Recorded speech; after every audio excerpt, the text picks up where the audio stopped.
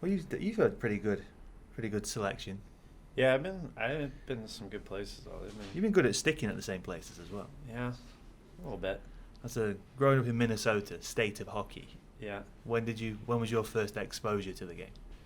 Oh, I can't recall, but you just kind of grow up with the game, I think, especially with the winter season. I mean, it's very similar to Canada where you get the longer winters. Minnesota's known for a lot of lakes, so the outdoor hockey culture is pretty popular there. So I'm sure that was kind of my first, and then slowly getting into like skating lessons to see if I took to it. My dad grew up in the game, never played at a high level, but understood it. And then I had a few cousins that played, so it was just kind of natural that I tried it out and obviously stuck to it. Sam, what kind of town is Bloomington like? Is that, I know you were born there. Yeah. Is that where you grew up? Yep. Born and raised. Bloomington, right outside the Twin Cities in Minnesota, Minneapolis, St. Paul, the major cities there. We got the biggest mall in the U.S. That's what we're known for. That's a good stat. Mall of America, right by the airport. So you're kind of in the mix. Decent sized city, close to, go watch, the NHL, NFL, baseball games, stuff like that. So right in the mix. And when you were growing up, was it always just hockey for you, or did No. you play multitude of sports? Played a lot of sports. Or organized sports was obviously hockey, and then played baseball and soccer. And then I actually quit baseball once I got to I think 9 or 10 years old. Were you a pitcher or a? I think I played everywhere. I don't think I pitched. Infield, outfield, stuff like that. But yeah, it just got to where the seasons were kind of mixing up a little too much, and I'd had to miss certain ones. So I actually quit baseball to play soccer, which is unique in the U.S. What position did you play in football? I'm going to call it football. Football. You'll get away with it. I'll get in trouble if I say so. Yeah, no, I'll do that too since we're here. Football, I played forward actually, which a lot of my teammates this year think I play forward on the hockey team, so it's fitting. But yeah, it was fun. For me, making a change, I needed a sport, an activity that I was constantly moving or doing stuff, and it's funny because I probably enjoy watching baseball now more than maybe any other sports in the summer. But yeah, it was fun. I would play some golf, played tennis when I was younger, pretty much taught myself, and then I played that in high school competitively. So sports was a big activity for me when I was growing up. I'd say there's nothing more relaxing than watching a game of baseball in the summer. I mean, this year I watched more baseball than I think I've ever watched. I've got the MLB Network. Oh yeah, and just sat and watched it.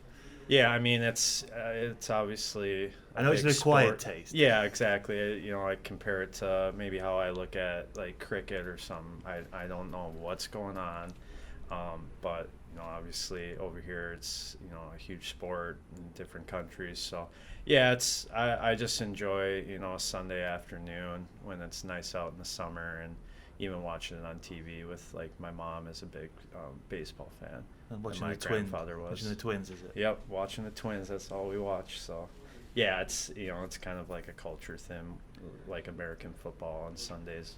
Back home, things like that. So it's America's pastime, isn't it? That's the phrase they use. Phrase, yeah. So when did you stop playing football and go just focused on hockey? I played football and tennis and hockey through high school. Oh, okay.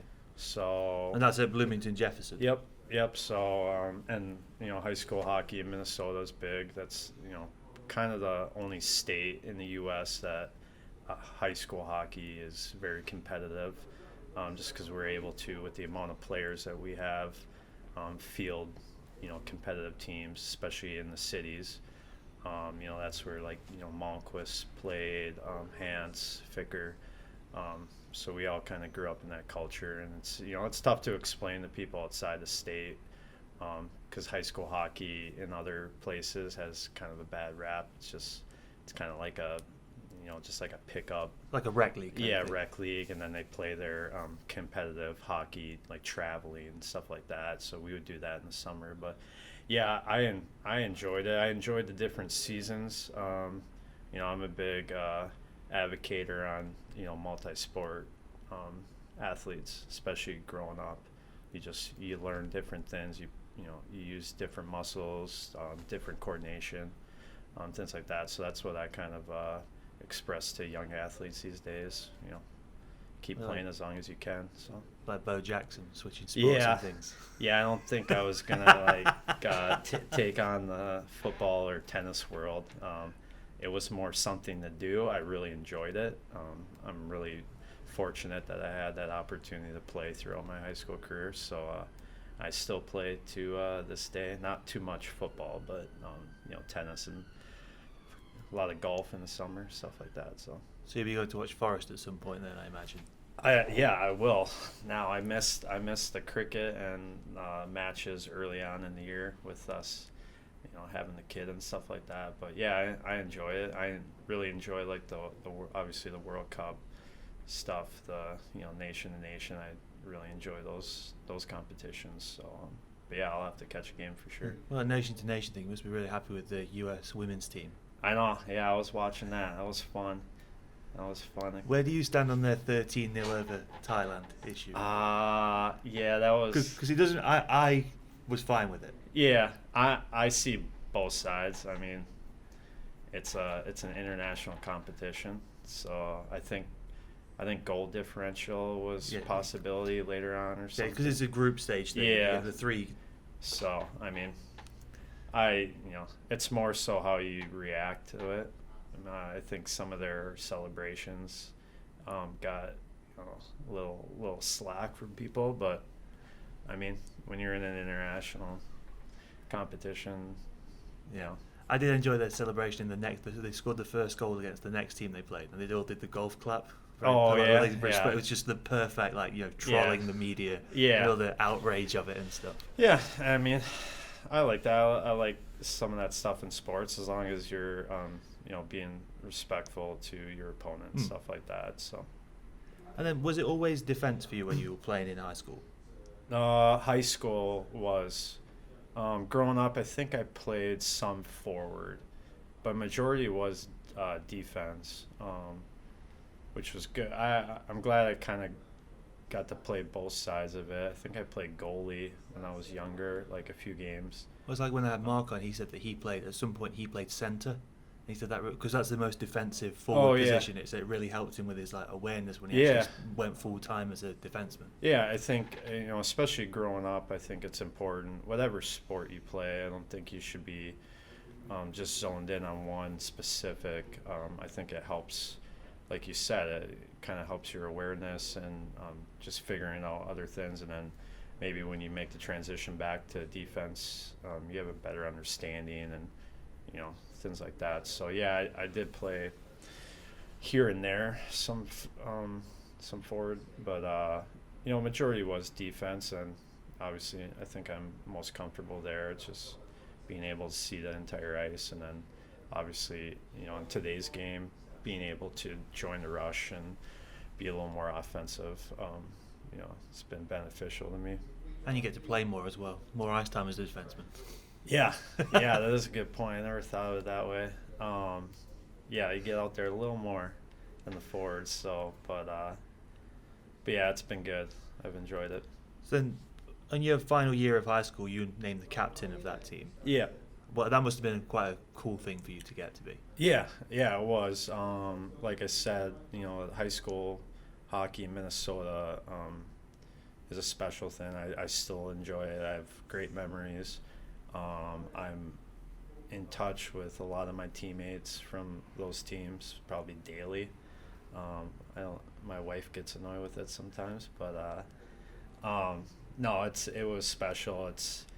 That was the last year I got to play competitively with a lot of close friends, and then obviously I went on to continue my career, and a lot of those guys, went off to school and stuff like that and working, and we still, real jobs. Yeah, real jobs, the 9 to 5. So, but no, we still reminisce about those times, and yeah, it's fun. You'll be able to send them all the link to this when we put it out then. Oh, they get some. Yeah, they send me some of the stuff. So I'm sure they'll stumble across this. So when you got those 4 years playing in high school, what would you say the fondest memory is of that? Is it a certain game that sticks in the memory? Is there a trophy you won together, or?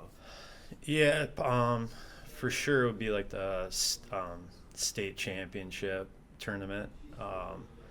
Obviously that's at the end of the year, and it's held at where the NHL team plays. So is it XL Energy Center? Yeah, at the XL. Yep. So my first year we made it, and then my last year we made it. So I went 2 times, and first time I didn't play too much. I was pretty young. Obviously my senior year was pretty big part of that team, and just playing in front of 19,000 people when you're 16, 17, 18 years old is it's pretty tough to match at that point. But those are definitely the fondest. For me, it's just enjoyment we had, the camaraderie with playing with some of the guys I play with since I was 5, 6, 7 years old, and then 10 years in you're playing your last game with them. So it was emotional, but it's obviously a memory I'll never forget. And then when you left the high school, I imagine it's the end of your high school season. Yeah. That's when Tri-City Storm do they come to you, or do you go to them? I was drafted by them going into my season, so I actually played some games with them in like September, October. Oh, okay. And then the high school season started in November through like March, and then I ended the season with them, last half of March, and then through playoffs, whenever that is. So that's the USHL, which is the big junior league. Some guys decide to go there during high school and leave their high school team for Minnesota or Michigan or Massachusetts, wherever. I decided to stay with my high school, so they worked it out where I played some games before the season that came at the end of the year. So it was good fit, and then I played the full season with them the following year. So is the USHL, is that comparative to the OHL, QMJHL? Yeah, kind of thing? Very comparable. It's it's pretty much like 16 to 20-year-olds here and there, and a lot of the USHL kids are planning on going to college, where like the Canadian juniors, you're playing there, and then your next step is drafted or go to the minor leagues or NHL. So where is Tri-City geographically? Because when it comes to America, I'm very middle of Nebraska. I didn't even know when they drafted me. They called me, and I didn't even know where it was. I had to ask them, like, "Where's Tri-City?" I don't know. It's three cities in the middle of Nebraska. Oh, okay. Yeah, so they're all kind of 10, 15 minutes apart. And how far away is that from Minnesota? Probably like 8-hour drive. So it's one of the furthest ones, but it's kind of all the teams kind of wrap around Minnesota, just because of like our college and high school culture. They haven't had success putting teams there, but kind of all around. And so my parents were able to come to a lot of games driving here or there. So that's pretty cool. And then when you're having to make that adjustment, you're out of your hometown state for the first time. Yeah. What was that like for you? It was tough, for sure. I do remember it was the first time, I was kind of homesick, just being away from what you're comfortable with, what you're accustomed to, living with, I had a great housing family, so that made it a lot easier, and we had a good team, good people, but yeah, it's just, it's a change, obviously. I think it helped me a lot, just grow as a person and a player, because I was taking some classes that would transfer to college, but it was mostly just hockey. And that was the first time I ever had that, obviously, coming from high school. You're going to school and then practicing after and stuff. So, it was a bit of a change, just being like, oh, I just have to focus on hockey. This is different. But yeah, it was fun, and it helped me develop and kind of transition into college much easier.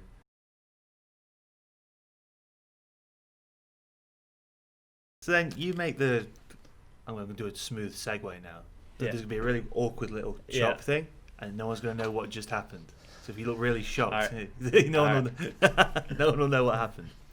So then when you go so you have a year and a season and a bit at Tri-City. Yeah. Do then you choose Colorado, or do you get drafted into the NCAA system? I don't know. Just recruited. So I was actually committed there going into my senior year of high school. So I knew, and then we had a plan where I'd play a full season the following year at Tri-City. Okay. So that was already, it's kind of, what they have available with players, going and stuff like that. And I thought I was really comfortable with it, getting another year of just development from just growing up as a person, and obviously getting that hockey development in the USHL, which I think is really important. And like I said, it helped me that full season, being away from home, focusing on hockey, really helped me like go into college feeling very prepared, from a mature standpoint and a performance standpoint. And then, did you have other options apart from Colorado, or was it just Colorado that came up? Yeah, I had other options, but they were the first ones to really take it to the next step, and I was really comfortable with them. They played in the league back then. The leagues have changed a little bit since I've been there, but where they were with like Minnesota, North Dakota, Wisconsin, so some big hockey names, and they're very close to back home, so that was a big part of it too. And the education at Colorado College is pretty high. So what course did you do? I studied economics. Oh, okay, that's pretty numbers. Yeah, so gotta get good feeling on that. We'll see what I do after hockey, but no, it was a great opportunity for me from not only hockey but from educational standpoint. And then your first year in the NCAA, you see a very familiar face who's in the Elite League today, Chad Rao. Yeah. What do you remember about him back then? Because obviously he's played in the KHL, he's played at a high level for. Well, I actually grew up playing against Chad. He was pretty much Bloomington, and then he was from Eden Prairie, which is like bordering cities. So I played against him. I knew him growing up, and then we ended up going to the same school, and he was there the year prior to me. But yeah, just talking to him, very good player, a good guy. Must have been cool to go up against him when we played Glasgow. Yeah, it is funny because we're obviously later in our careers, and just seeing like, hey man, I played against you 20 years ago and we're still going at it. It's funny. But yeah, it's the more you play, obviously, the more guys you play with or against, and it's funny to see where everyone ends up and just catching up. It's a fun culture. And you also come across Stephan Schultze while you're over there as well, and he played a year and a bit with the Panthers, won the Continental Cup that we played in. Yeah. He's a super skilled forward. Yeah, played. He was a class below me, so he played a year with Chad too. Yeah, I remember just him coming in.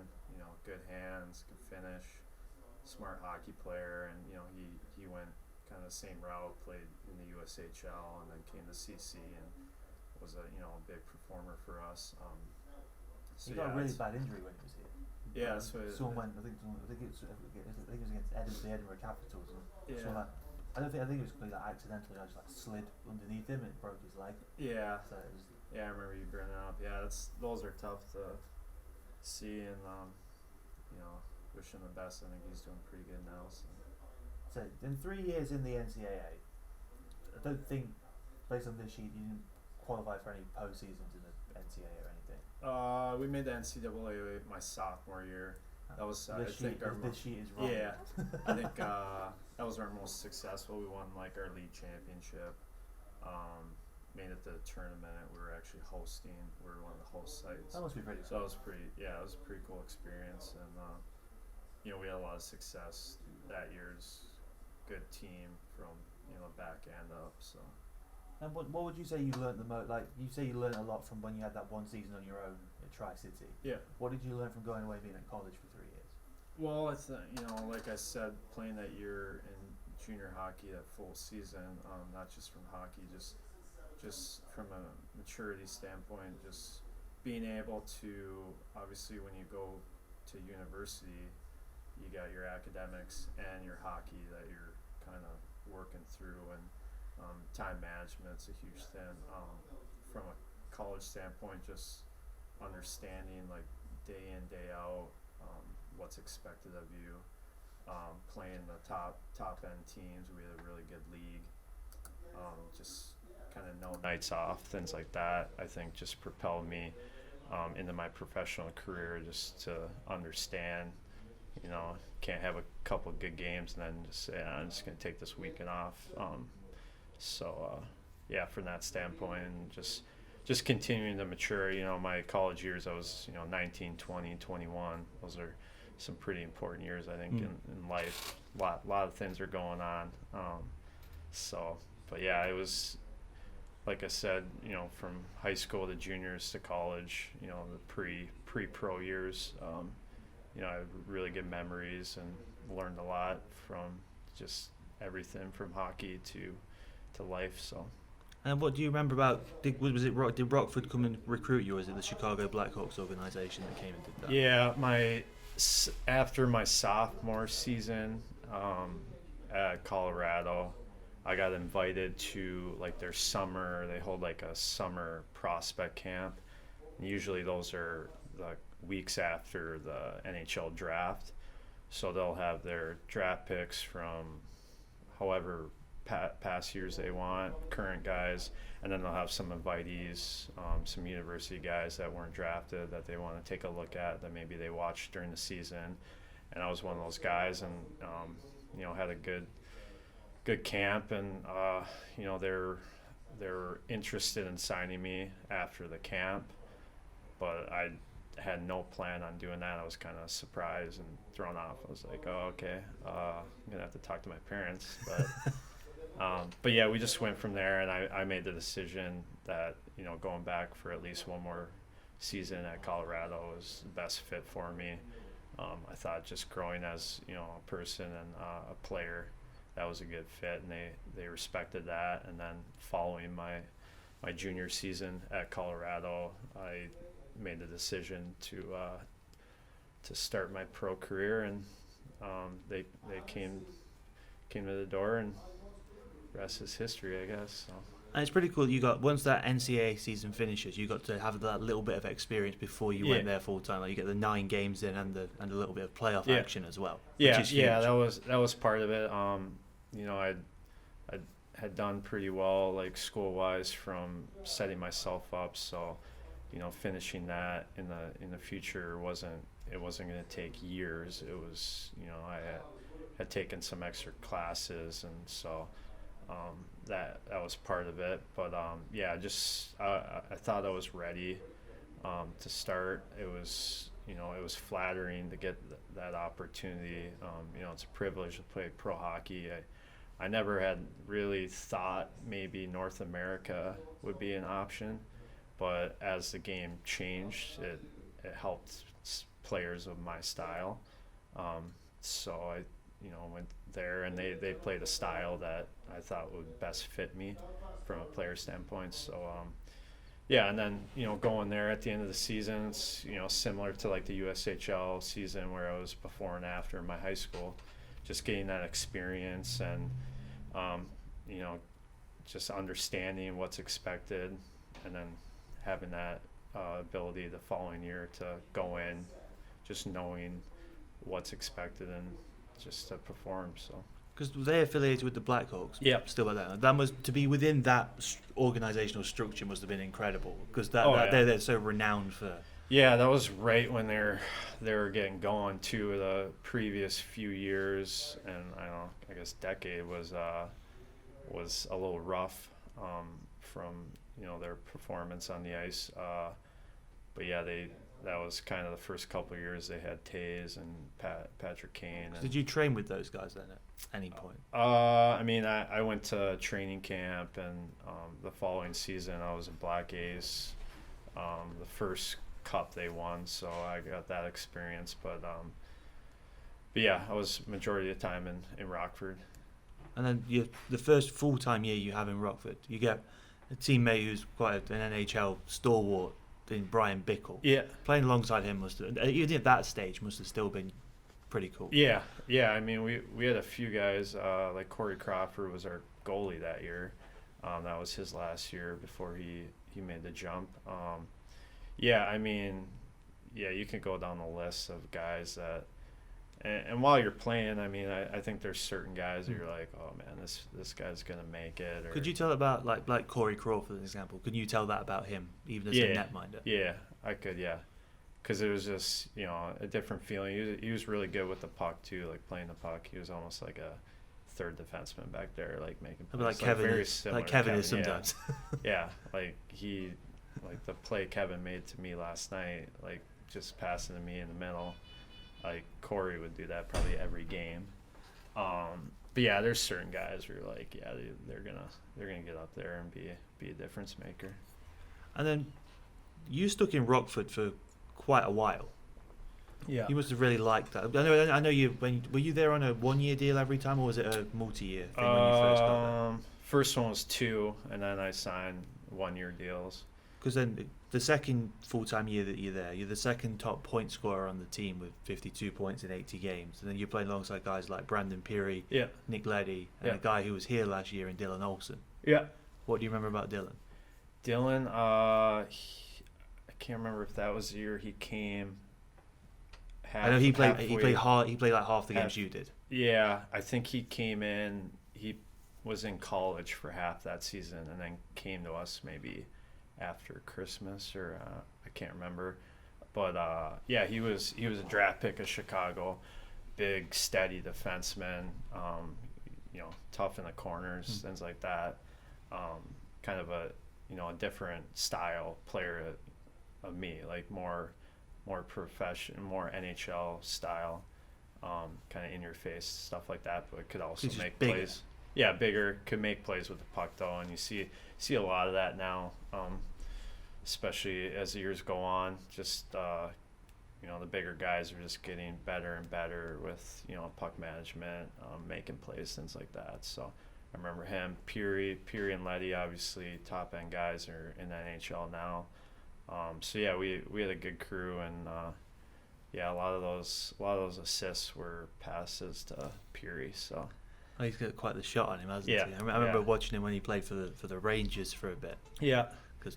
He's been around. I think he's with Vegas now and pretty steady up there. So we had a good mix and a lot of good players around me that year. And you also the year before you also played with like a guy called Matt Keith. Yeah, who's quite synonymous with Glasgow. Yeah, they've even got he's on their Wall of Fame up there. I actually saw it because it was my first game up there last weekend, and it was funny to see his banner up there. I was chuckling because he's a really good guy. He was with me in Rockford my rookie year, so I'm a young guy, and he was one of the veterans on their team. I have good memories of him. Really good guy. And then in 2011-12, you're with Rockford, but then do you get traded?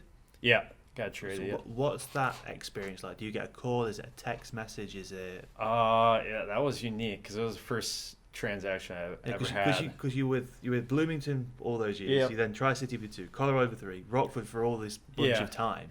Yeah. And then suddenly you get this. Previous to that, the only transaction trade situation I could have been in was the USHL, where they do trade players or move guys. High school, it's kind of you're on the team.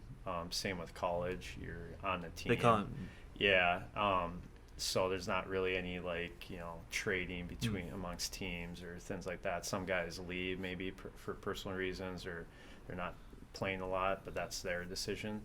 So yeah, I was actually getting ready for a game, and coach brought me in probably 15 minutes before warm-ups. I was just about to start getting dressed, and I said, Chicago called and something's going on. He didn't tell me what, but I kind of knew. I was like, all right.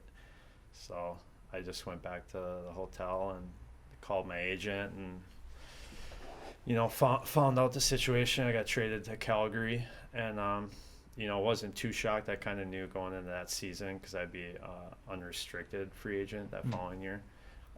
So just thought something might happen. Obviously, it's a surprise going into the game. It was my first time ever being traded or this and that. So, it was a little bit of difference. But I was excited. It was a good opportunity. I went to a really good team, good coach, and, it helped me a lot. Because those things happen quickly, don't they? It's literally you're out of town the next day, if not the same day. Yeah, we flew home the next morning after that game and just trying to get everything in order. Obviously calling my wife and figuring things out. And I was going to the All-Star game that in the next couple of days. So that was kind of funny. I was like, well, what jersey am I going to wear?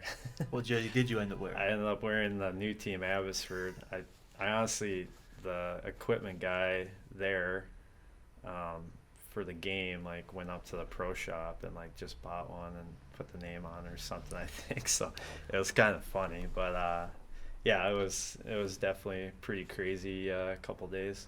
And then when you're up in Abbotsford, I'm hoping this is correct, you came across one of your now teammates, John Rowe. Yeah, Johnny was there. He had been there that full season. I can't recall if he was there the year before or what, but play with him.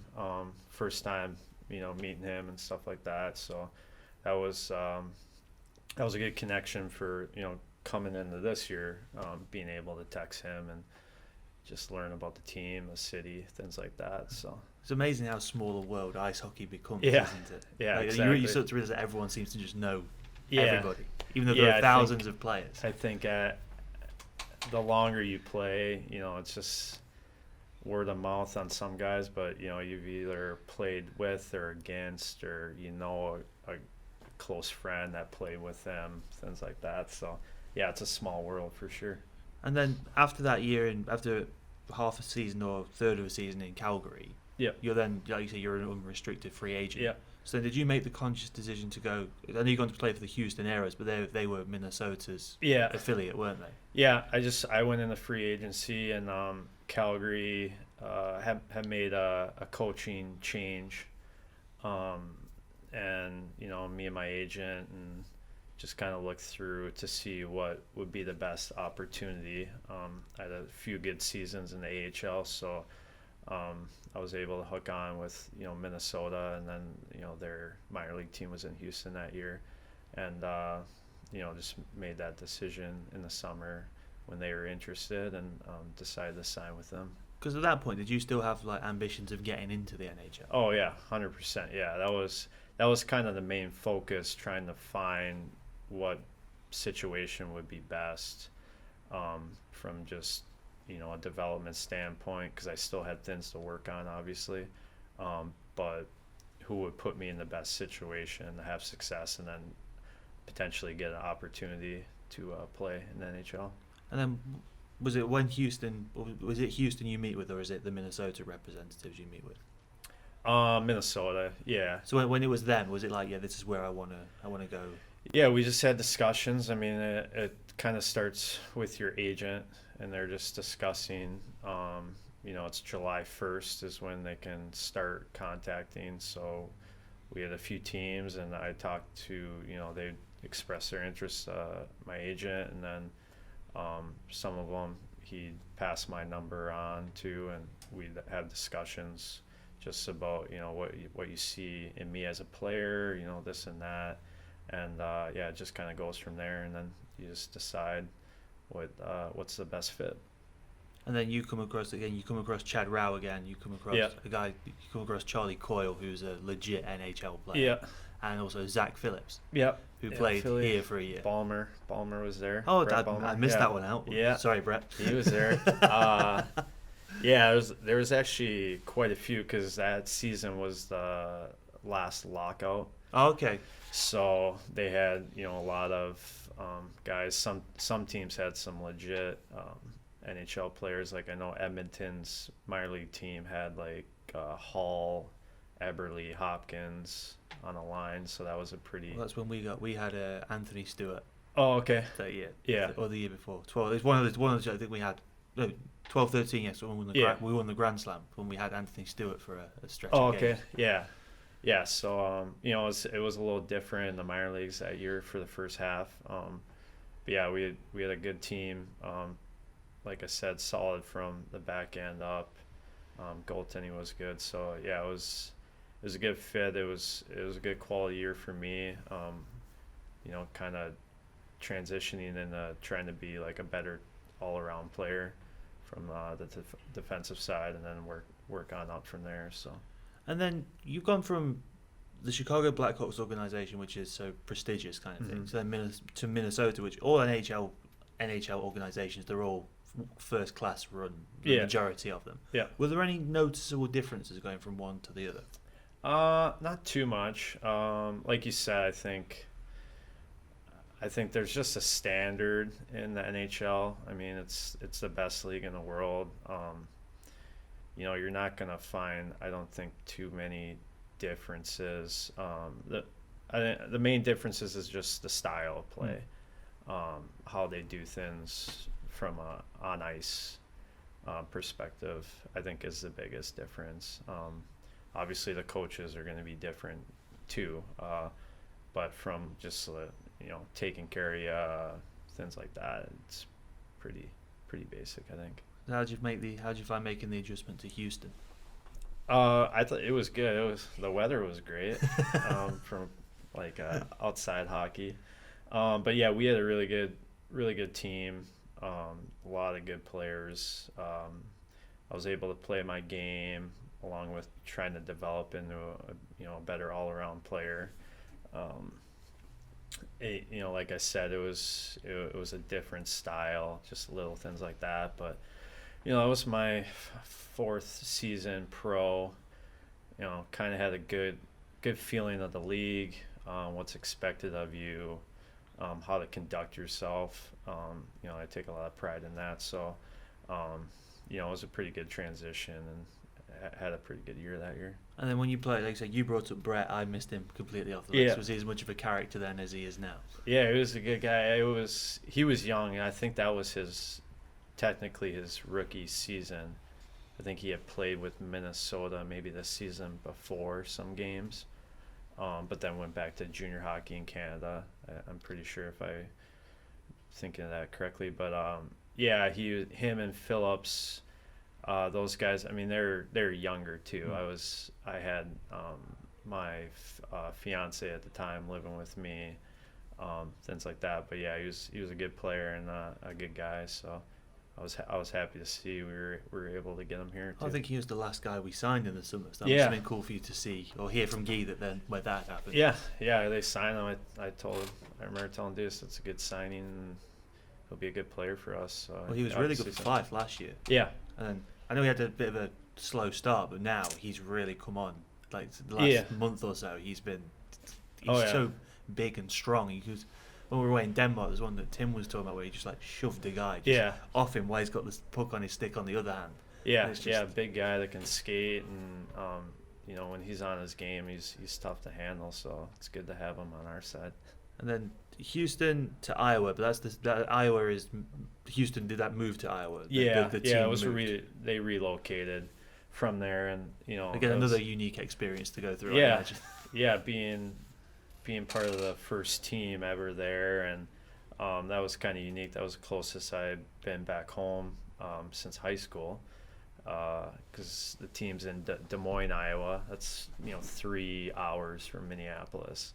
Right down the highway. So, being close to home, and our team struggled a little bit that year. We weren't very good on the ice, but it was a fun experience. I enjoyed the city and everything it had to offer. So, and then you come across Raphael Bussières again, another former Panther. Yeah, he was. I think that was his rookie year. So, different different lifestyles, I guess. But yeah, I remember him being a solid player, strong kid, hard to move off the puck, stuff like that. And then you get traded back to Rockford. Yeah. That must have been quite a strange. Yeah, it was funny. Oh, you want me now? Yeah, kind of thing. I mean, the hockey world, especially the business side, it's interesting. But yeah, it was funny. The GM there and the coach were the same, and being traded again, I was like, oh, this is going through this again. But yeah, it was interesting because there was only a couple of guys. I like Brandon Peary was there, and another forward that I play with. So those were the only two guys. So it was pretty much going to a brand new team. But the difference was I knew their style. I knew what was going to be expected of me. So it was a little easier transition, and knowing the coach, and I had a good relationship with him, so it was pretty comfortable. Based on your CV kind of thing, you managed to avoid all those nightmare road trips you hear about in the ECHL and bus coaches. Oh yeah, up and down the country. Yeah. I didn't play in the East Coast at all, and yeah, I heard some of those long trips. So well, Jason came on and told one that where he was on a East Coast trip and their bus caught fire. Oh man. I don't know what I'd do there. No, that'd be rough. So yeah, the travel in the HL was pretty good. We had some bus trips, but it wasn't anything ridiculous. I was talking to Sam, and he said when I told him about this kind of thing, and he said we got and tell us about road trips, and he said, oh, we did. And he told me about this one they did in Texas. They had like 3 games in Texas over a week. Yeah. So the team just paid for them to stay in Texas the whole week. So yeah, that's what we did. Those are some fun trips too, because you're usually playing in Texas in like the winter. So we were coming from the Midwest in the States, which is like snow, windy, like cold. And you go down to Texas, and it's 70 degrees and sunny Fahrenheit. So I mean that's pretty nice weather. So it's a good change up. Walking to the rink in your shorts and things like that's quite a unique experience. Yeah, like my year in Houston, it was driving to the rink with the air condition on in the car, like in October or November. I'm just like, this is different, but could get used to this. Yeah, especially during the winter. I hear the summers are terrible down there, but from a heat standpoint, but especially growing up in Minnesota where it's snow and cold. Yeah, 90% of the time, I imagine. Extended winters, so yeah, it's nice to get a break once in a while. So then you finish the season with Rockford. Yep. And then you go to Sweden. Yep. What went into that decision-making process? It was just kind of looking at where my career was, the possibility in North America, and then, the opportunities over here. From my high school years, I kind of thought Europe was going to be the path I took after college, just because of how the NHL was setting up. There wasn't a lot of small guys, especially defensemen. So, and just hearing about Europe, bigger ice sheet, a little more emphasis on skating, stuff like that, just seemed like a natural fit. But it was just 5 years in the AHL, and just kind of looking where I was at. I was ready to make the jump over here. I gotten some offers in previous years from Europe, and decided to stay back home. I wanted to try and make it to the NHL and things like that. So, but yeah, I was ready to come over, and made the jump to Sweden my first year. Were there other countries you were looking at the time, or was it? There was a few, yeah. But Sweden, obviously, from a hockey standpoint, it's one of the top countries over here.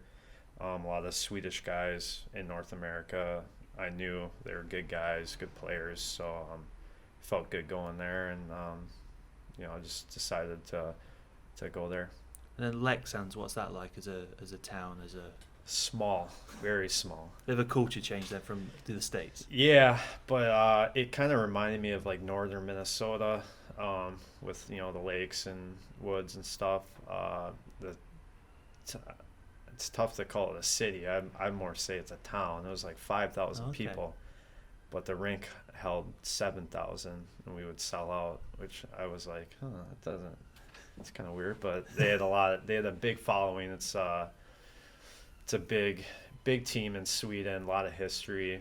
I think it's kind of similar to like the New York Yankees in the States with baseball, or I don't prestigious know. Yeah, it's just, if your parents were fans, then the kids, wherever they grow up, are going to be fans of that team. It's just kind of runs in the family. So there was a big following. Away games, we always had a lot of fans there and things like that. So it was a good experience. And then, because when you go to a league like that, they obviously you have the whole issue of the non-English speaking to deal with. You go in there and you're just surrounded by Swedish guys. I know they all speak English to an extent, but it's still like you're going into somewhere where you feel different kind of thing. I mean, it was my first year in Europe, so I was a little naive. I didn't really think of that going in, and it was not an issue, just because Sweden in general is really English friendly, and people were always really excited to speak English, which is funny. And I tried to pick up some of the basic Swedish, like, hi, how are you, or thank you, stuff like that. But I was lost on like conversation wise. So, but it was nice that we could go out and we didn't have that barrier. And what would you say the biggest thing that you learned was it about learning something new for your game out there, kind of thing? It was a different style. It's a skating league, bigger ice sheet. I played on Olympic ice in college, but then minor league in the U.S. is all on NHL size. So trying to remember how to kind of play that. That's a little more like defensive style. A lot more puck possession and positioning is a big part of, especially on the D side. Because they're big on the fundamentals, aren't they? I mean, they have a lot of quality players. I mean, obviously their international abilities speak for themselves and how successful they've been in that. But it was a good year. Like, really good people. I met some good guys I still keep in touch with. So. And then you have the year in Sweden. You don't play in the playoffs, you play in the relegation. Yeah, we didn't do very well during the regular season. There, they do. It's like with football over here, up and down. I think it's the last two teams face off against the second league's best two, and so there's potential for team movement, stuff like that. So we're in that year. And then when that finished, you make the jump to Austria. Yeah. The Ebel. Yep. Was that again a case of just looking over Europe?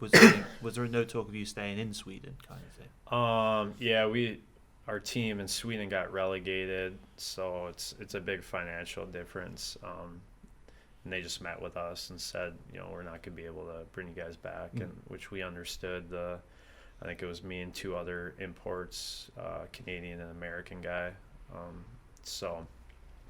And Salzburg was one of the teams prior to that I had spoken to a little bit before I went to Sweden. And, like what the coach had to say, I knew a couple players that were playing there and had played there in the past, so I discussed with them, and they said, it was a great club to play with, good city. They had a lot of fun, so decided to sign with them. And when you get to Austria, what do you remember? What was your first impressions of it, kind of thing? Salzburg is like a very beautiful city. It's got the castle surrounded by mountains, things like that. Very scenic. I just enjoyed it. Red Bull is a very professional team. Everything was taken care of, and the coolest helmets as well. Yeah, they have pretty cool helmets. That's why I remember hearing that. That was cool, and like I said, good people. We had a really good team that year. Obviously, from our championship we won. That's not a bad first experience of the Evil, is it, to win it? Yeah, exactly. It was, and it's a good league. More imports than Sweden, but quality league, and it was a good season. And when you're playing, because you're still staying on the Olympic ice pad, obviously staying in Europe, so there was no transition for you to go from Sweden to the EBO. Obviously, with a few more imports, it's probably a bit more physical. Yeah, exactly. Yeah, I thought, exactly what you said. It was a little more physical than Sweden. It wasn't, a ridiculous difference, but from ice standpoint, a little more, I would say, north-south style game. Meaning more dumping, things like that, kind of similar to North America than Sweden. But yeah, it was a good league for sure. And then that team won a championship. Is that your first professional championship at that point? That must have been the most incredible feeling. Yeah, it was fun. It was, their playoffs are set up like quarters, semis, championship, best of 7. Played some really good teams, had some close ones. I think our first round went to 7 games, second round to 6, and then the championship was 6. So all the series were tight, and you're playing at the end where you want to be, and giving yourself an opportunity, and we were able to capitalize. Is there a moment in those playoffs where, like, as either a goal or a comeback or something, where you knew that this is destiny kind of thing? Yeah, I think in any type of playoff format, you're going to have moments where you're just, it's really tight in the game, or you get a bounce here or there, or a bounce goes for the other team. A lot of it has to do with, how you react to that. We had, our first series was, we were down 3-2 in games going to their home rink. So you got to win in their home rink to even get it to a game 7. So that's a tough battle right there. Having a couple of days thinking about that, and this is going to be tough, but we were able to pull it out and win at home in game 7 and move on. So just things like that. And did you win the championship in the home rink or on the road? No, we were on the road in Czech, and it was a good experience. Their crowd was into it. They're in the same situation, trying to win and force it to a game 7. We had a good fan base there, so it was pretty rowdy. And was it a close game, or did you blow them out? Or it was pretty close. I think we won by a goal or maybe 2 with an empty netter or something like that. So it was kind of back and forth. Like, when that empty netter goes in, what's the feeling? Because you still have to wait for the game to finish before you can celebrate. But it's more so like a relief. Like, oh my God, we did it, boys! And obviously when the buzzer goes, going to the goalie and throwing your gloves in the air and stuff like that. It's a pretty special experience for sure. Because that's the reason that people play the game, isn't it? You play to win a championship. Looks like the championships are what get you, like, they're the legacy that you leave in the game kind of thing.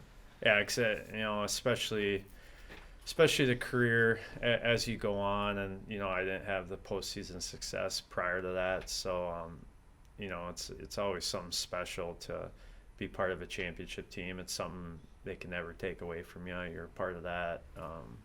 We did it together, things like that. So I'll always have a special place with me, man. And then that year, you also got to play in the Champions Hockey League.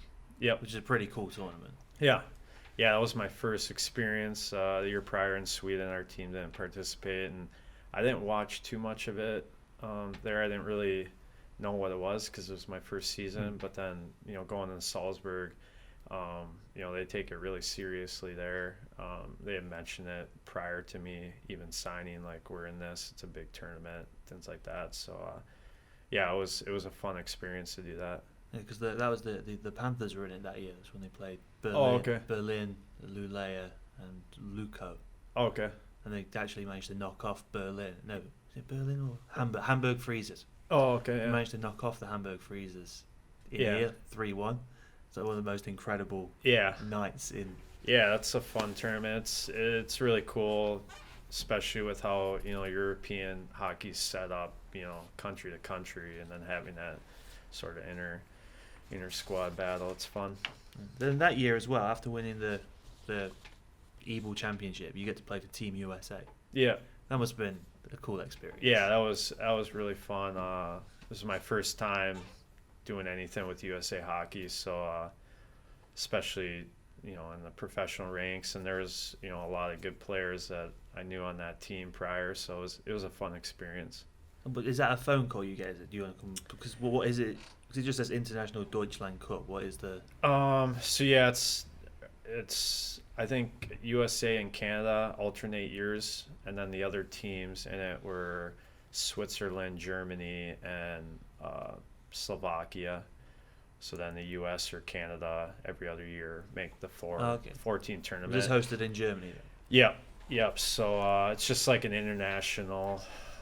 For those countries, it's more so to kind of set up for the World Championships.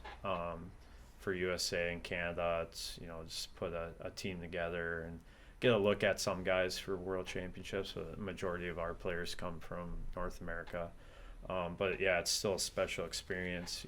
Putting on that jersey, and it was a fun weekend for sure. What do you remember about the call that you got to tell you that you're going to go and play in this? It was special.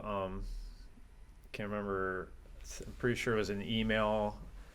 My agent had called me actually and told me about it, and then I got the email and I was like, yeah, for sure, I want to do that. Because it's during one of the breaks, so some guys I'm sure would probably want to get a few days off, or some if they have family. But it was actually really close. We were able to drive from Salzburg to the tournament. It was in one of the big arenas in Germany? Yeah, just outside Munich. It was in Augsburg.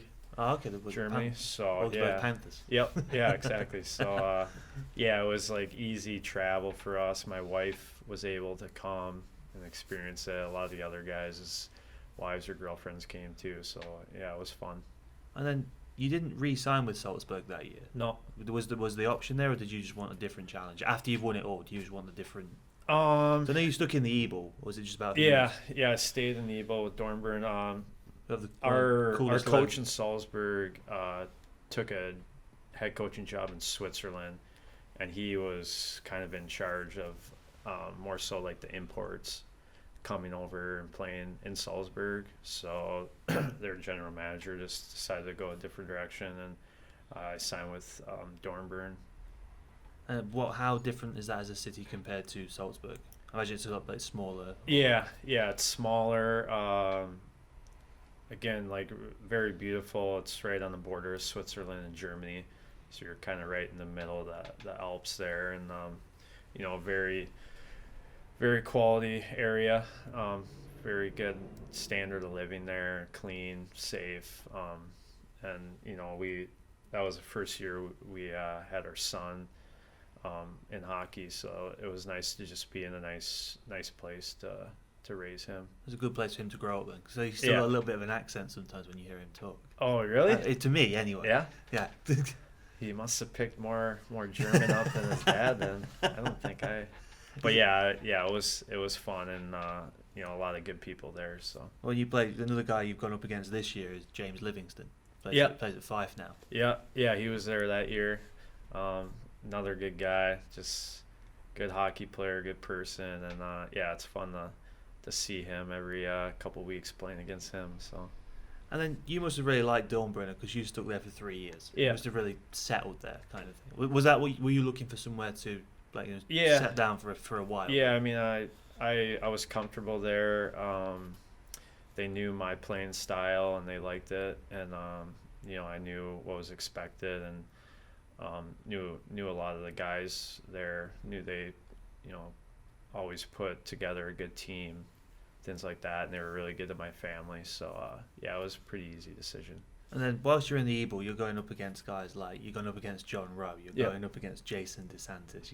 As you told me, you're going up against Julian Tolbert. But now they're all on the same team. Yeah. Do you guys ever get together and reminisce about those moments and things? Yeah, some of it's just like remember talking. We beat you. No, not so much. You're more mature than I am. Yeah.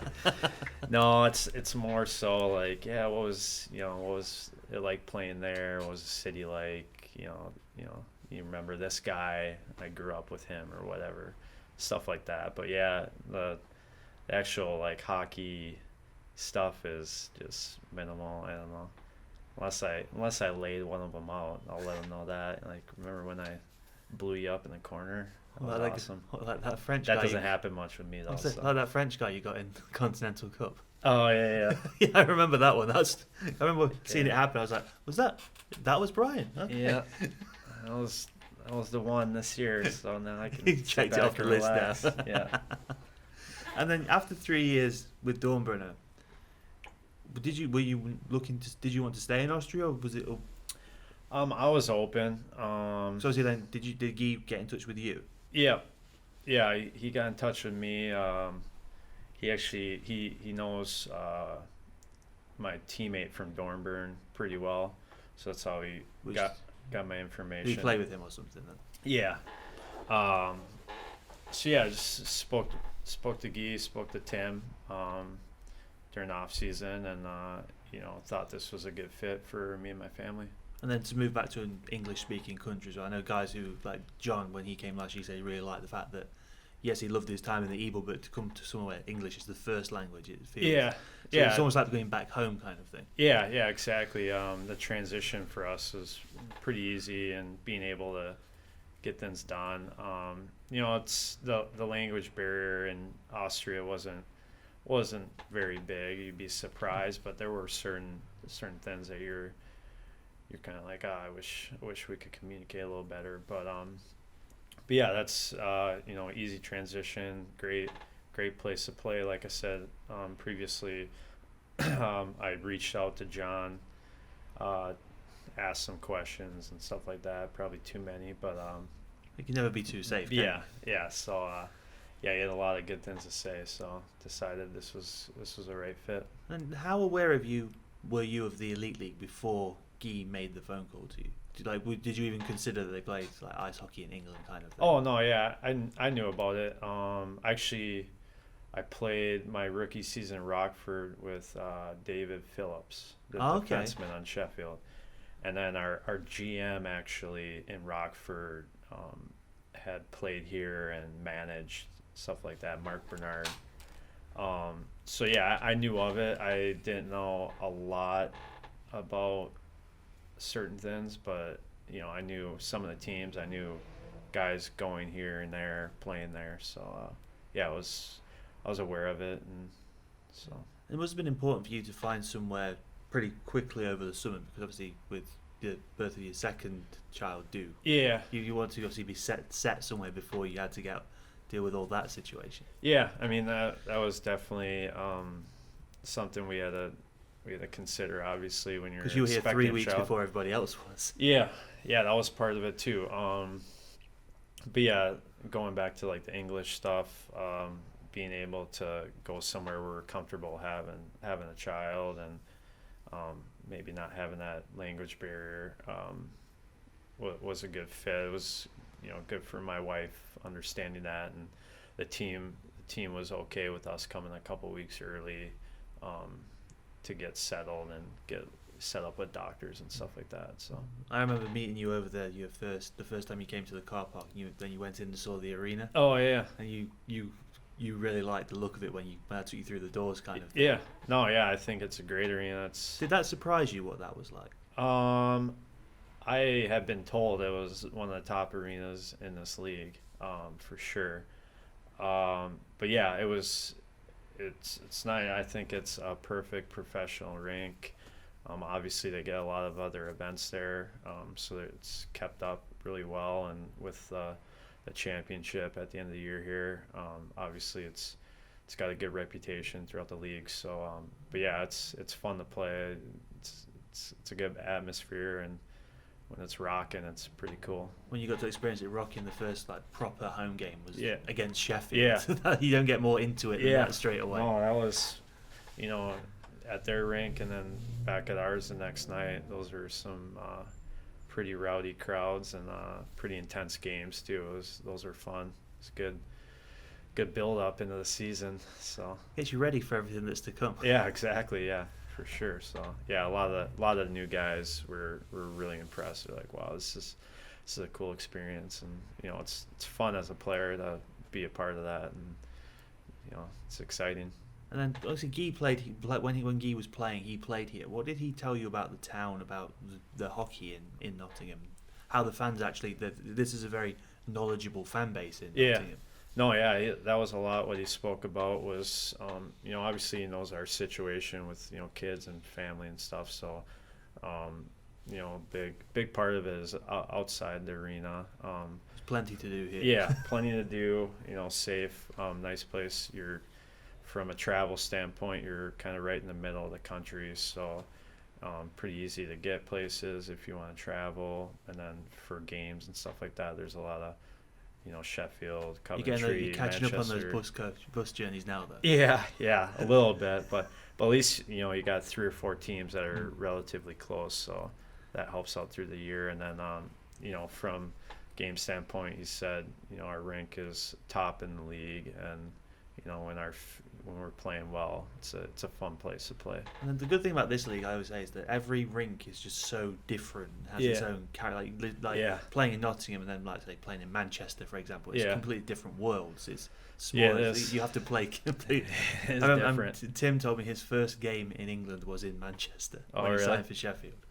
And he says, I think we lost. There were 3 fights. It was just it's just a thing. Yeah, but there are some different barns. But every rink you have to adapt to wherever you go, don't you? Like for instance, this Saturday going to Coventry, that's completely different to Wednesday against Manchester in our rink. Yeah, and you've got to make that adjustment really quickly as well. Yeah, definitely a little more strategic differences in this.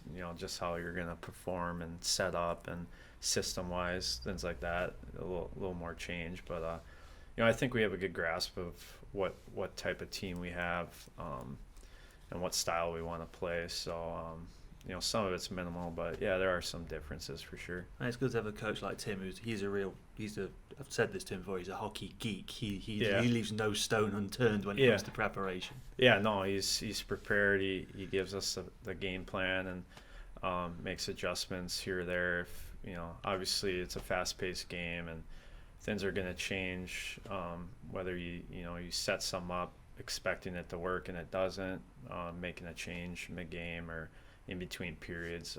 He's done a good job of that. And especially as last year, he was the head coach at player head coach at Milton Keynes, which was a bit of a strange situation as it was. But for him to come into this role at this level of club, he's handled himself exceptionally as it's gone through. I think obviously we had a tough start there. I think there was more to that than it could be easy to be like, hey, it's the coach or it's the players, things like that.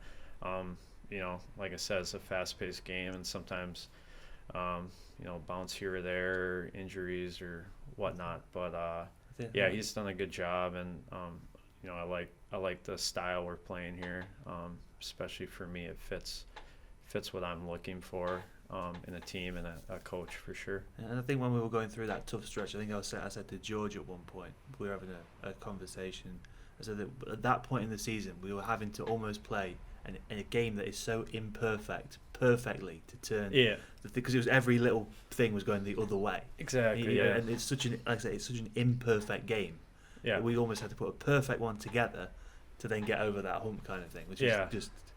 Yeah, I mean, I've had a lot of those where it just everything you think can go wrong does, and at the worst times and things like that. But it's frustrating for sure. But I've always said it's good to have those at the beginning of the year than the last couple weeks of the season, because that's when it can really cost you. But like I said, we're going in the right direction. I think the last month here for sure really showed like what type of team we have. Guys are getting settled, getting really comfortable with what's expected of them, and we just got to keep progressing as a unit. And then one of the most notable things for me is that during that stretch, no one over there was down. No heads were down. No one drooped their shoulders. Everyone was still. It was all positive. Everything that was coming through, and that's a real testament to the character in the room and the leadership kind of thing. And that's a group that you're a part of, because to be voted as an alternate captain must have been that by your peers. That's a tremendous honour, isn't it? Yeah, especially a new guy coming in. it shows the importance of what Deuce and Tim, acted on this summer is, finding, obviously it's a professional game. You want to get, the best players you can and the guys that are going to help you win, but there is another side to it where you got to have good people.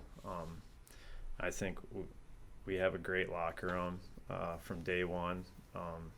Being here, just good people that, work hard and do it the right way, start from our coach and sports director on down. So that definitely helped that situation at the beginning of the year that we had where, we easily could have got sour and could have got on each other, things like that. But guys said, went the other direction and said, hey, we're going to enjoy coming here.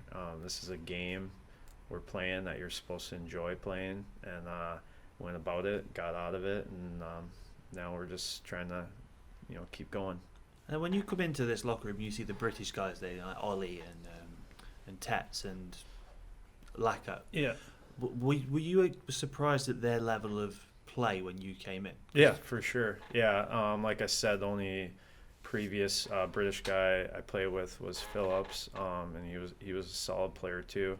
But other than that, I really only had an understanding of the import guys that have either come through here or were currently playing, and being able, it was a good experience for me to come in early, skate with those guys instead of coming in along with the imports where you might just kind of stick around them because you obviously have more in common outside of hockey maybe.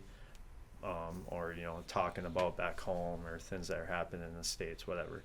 But yeah, it was a good experience to be around them, and great guys, great players, really important players on our team. So, especially someone like Lacko, who's been here overall 13 years now. Yeah, someone like him, he can really tell you what. Fart, huh? I know he's not quite 30 yet, not yet. Yeah. Oh, he knows it's coming up. February, I think. Yeah. I've got the birthday tweet scheduled in. So. Yeah.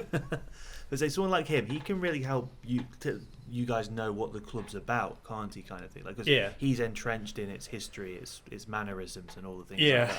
Definitely him. Obviously, being a veteran guy, and I mean, even Ollie, he's been here like 6 years at 23. Yeah, yeah, they were really, really good. Especially the week or so that I was here.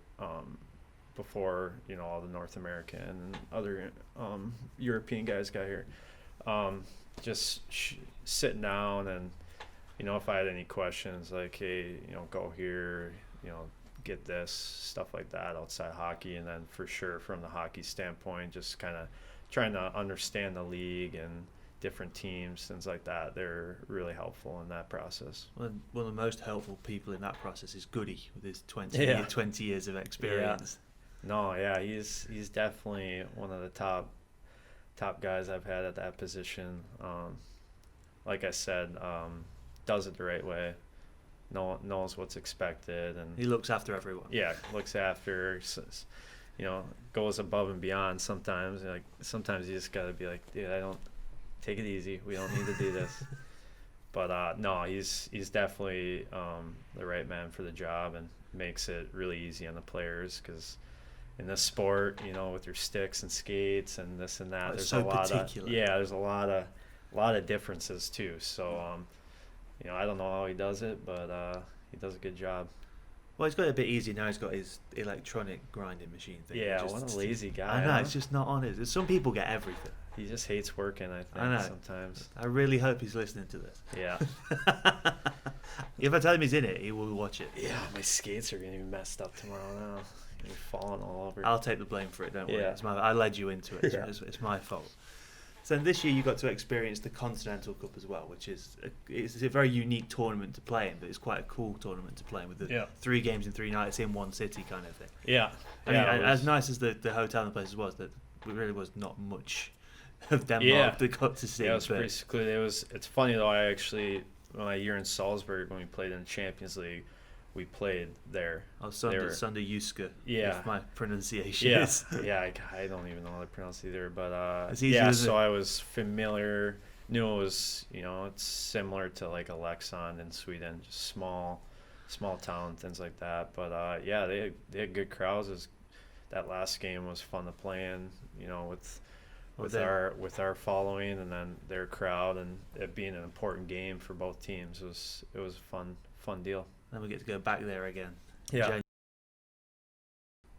But that familiarity is good with it, though, isn't it? Like, you're going back in there knowing what to expect now. Yeah. I know there's going to be two different teams, but preparation-wise. Yeah, just from the setup, it's going to be Friday, Saturday, Sunday again. We know one of the teams, what to expect. We know the rink, so all that's going to be familiar and a little easier. Obviously, two new teams. The coaches will do their scouting report and get us ready with a game plan. But yeah, it's going to be fun. Because the thing that really stood out to me there is literally how like the blue line was touching the face-off circles. Yeah, yeah, it seemed like a little tighter. Sometimes rinks seem smaller because the stands are maybe a little closer. It's tighter, but you adapt to it and figure it out. So I think playing there for the 3 games last month will just help us, and we'll just know what to expect going in. So then, outside in this league, apart from this month, you get quite a lot of downtime. You're playing Saturday, Sunday most of the time. Yeah. What does Brian Connelly do when he's not at training and not playing ice hockey? He's a dad of 2, and a husband. We try to fill our day with different events. Like skating with Mickey Mouse. Yeah, skating. Shay, my son, is getting into that. Yeah, we go with the flow. I mean, some of it has to do with weather. We got a dog too, so we're big weather at people. Like, is it gonna be sunny or rainy tomorrow? Things like that. But pretty much just filling the day up with the kids stuff and going to the grocery store. Pretty basic things, but it's fun. It's a good experience. How was your experience skating with the Disney crew? It was good. I thought me and Mark did pretty well. Well, Mark said he was going to teach them a thing or two because he's done a figure skating class before. So he said he was going to teach them something. Oh, really? You didn't tell me that. So he went in as a ringer. Wow. But no, actually, it's funny. I've gotten into like skill development stuff in the summers, and some of the skating stuff we teach young kids now in hockey for hockey players. Some of it, I think, is from figure skating, stuff like that, just getting used to your edges and comfortable on skates, stuff like that. So it was funny to see what they were teaching, and then I was like, wow, it's pretty big connection, more than I thought, between the two sports. Have you seen the video from it yet? I have not. I will show it you when we finish. Pretty good. I have the video. It's very good because they left you mic'd up for the whole thing. Oh yeah. Yeah, they do like the intro deal, and yeah. Oh, okay. Then they left you on for the whole. All right. The whole experience. So when we finish this up in a minute, because I think I almost forgot that too. Good thing I kept the language. Well, I don't think Disney would let you put that on there. Yeah, they'd be like, all right, let's get that mic back. No, that was fun though. It was fun. It's cool to chat with them, and we went to the show that night, so we saw some of the performers that we were skating with. And well, part of that, speaking of Disney, Marvel, that's part of the reason why Shay no longer wants to be an ice hockey player. He wants to be a superhero now. Yeah, he's really in. We went to the Marvel show a couple months ago, and it's like Spider-Man, Batman, all that. But I was ready for that, actually.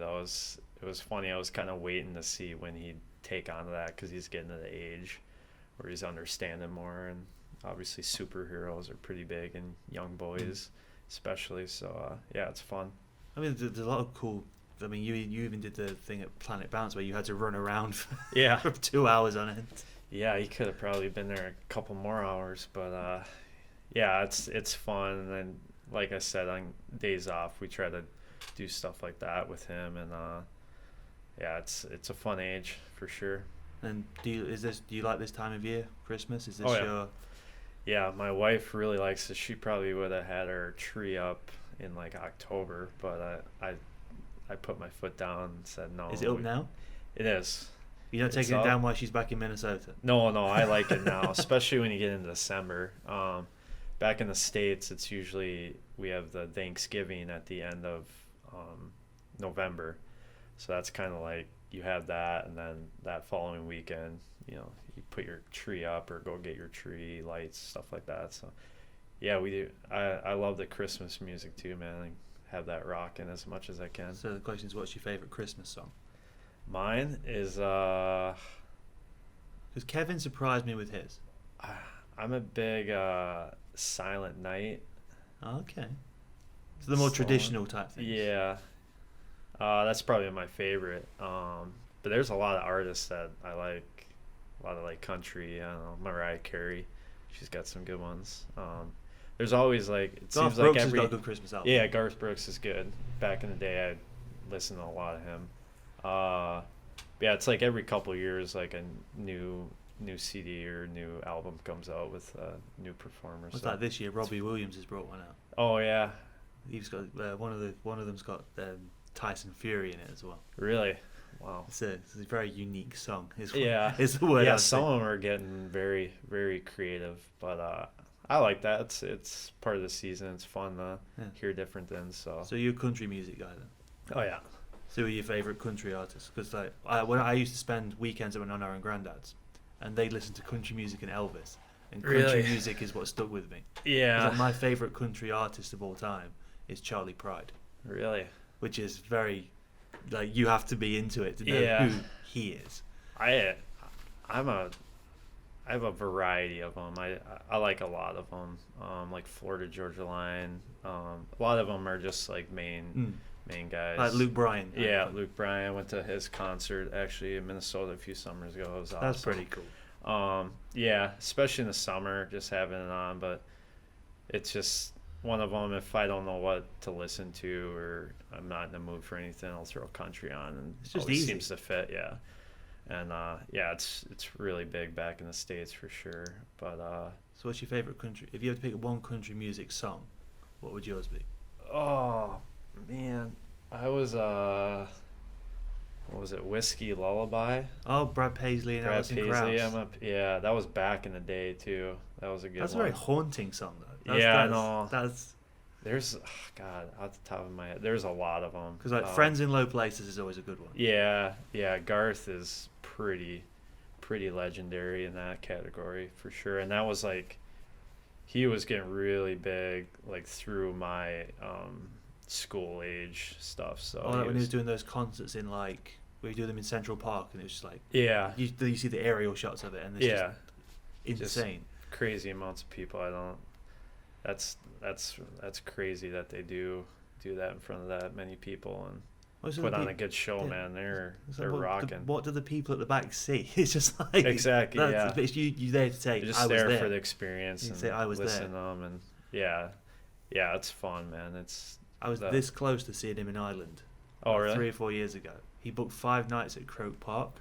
Jeez. But the residents complained and said you can only have 3, and he said no, I'm having 5.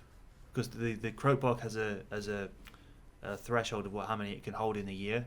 Oh, and they'd already used some up on One Direction. Really? And he said, and they went, oh, you can have 3. And he went, well, I'm having 5, or I'm having none. And I got tickets to the 5th night. So selfishly, I was happy that they said no 3, and he went, well, I'm not coming then.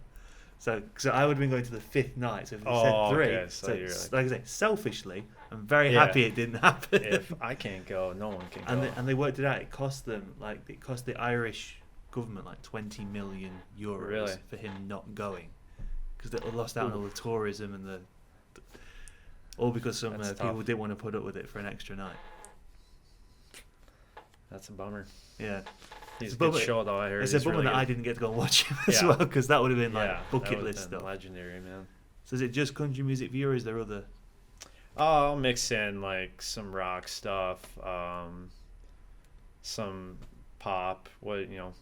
I'm into kind of whatever is on the radio. As long as it's got a good beat. You're into it. Whatever you're feeling. So, but yeah, country for sure is probably the most music I listen to style wise. I think you're like quite good in a Stetson. Yeah. Or are you gonna tell me you own one? Because the fun fact is I own a bolo tie. Really? Yeah. Might have to get one of those now. It's got like a little cowboy hat on the, where you pull it up. Yeah. It's got the cowboy hat on there. Yeah. but you can't really see it. Yeah. Wow.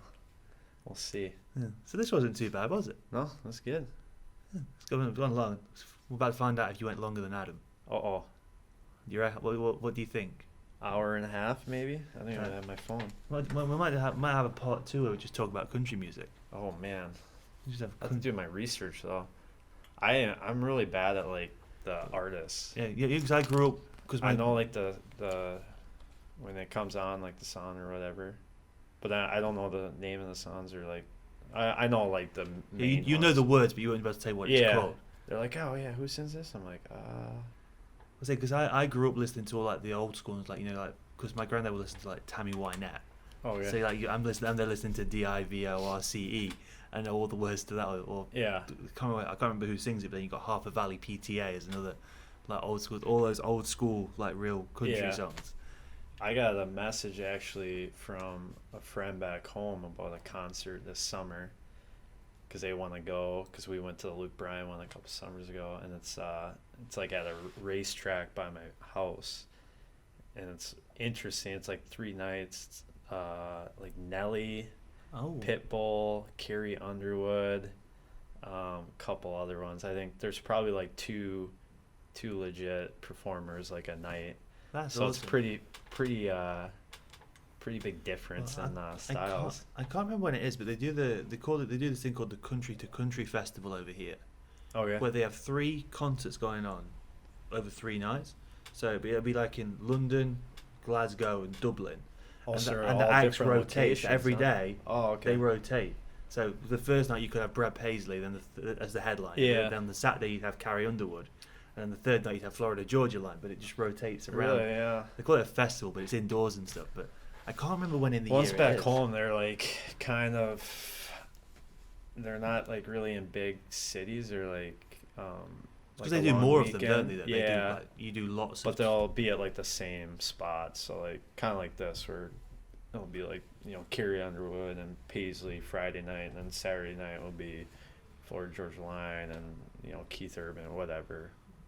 But yeah, they get some pretty good. Because she toured over here recently, Carrie Underwood, but for some reason all the country artists seem to miss this venue, and I wish they didn't. Oh yeah. I wish they'd come through. She did Birmingham, but Where does she play there? The Resort World Casino, the resort.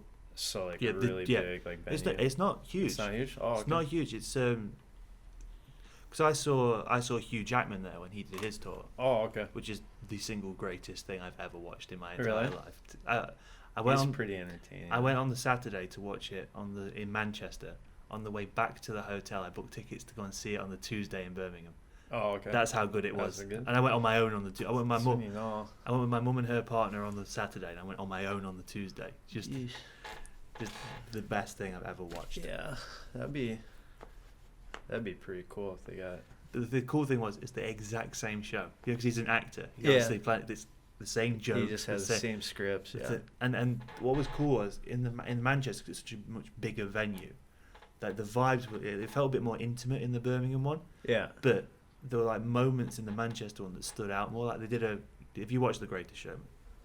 I've heard of it. If you say no, I might storm out of here. It's like one of my favourite musicals. Really? Yeah, I haven't, but I heard of it. Yeah. Well, there's a song called A Million. What's the movie he did?